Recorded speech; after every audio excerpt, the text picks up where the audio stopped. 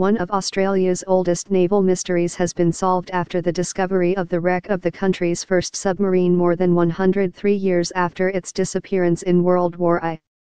The AE-1 vanished off the New Guinean island of New Britain on September 14, 1914, with 35 crew aboard from Australia, New Zealand, and Britain.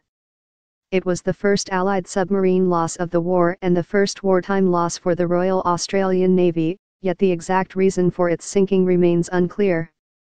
No fewer than 12 fruitless hunts for the sub had been carried out over the past several decades, but Australian Defence Minister Maurice Payne said Thursday it was located more than 300 metres, 984 feet, below the surface in a search using a Dutch-owned survey vessel that started only last week.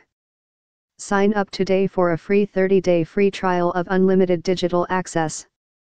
While the reasons for the submarine's sinking remain unclear, Payne said the Australian government was now trying to contact descendants of those killed on board. It was the first loss for the Wren and the first Allied submarine loss in World War I, a significant tragedy felt by our nation and our allies, Payne said in a statement. Payne said a commemorative service was held to remember those who died after the vessel was found. Australia will now discuss with the Papua New Guinean government the building of a lasting memorial and ways to preserve the site. The AE-1 made final contact with an Australian ship at 2:30 p.m. the day it disappeared.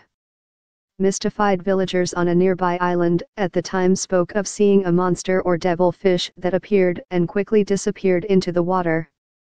It has always been assumed the AE-1 was not a victim of enemy action, since the only German vessel nearby at the time was a small survey ship. Because no wreckage, oil, or bodies were found, it was also believed the AE-1 sank intact, most likely after striking a reef that punched a hole in the pressure hull.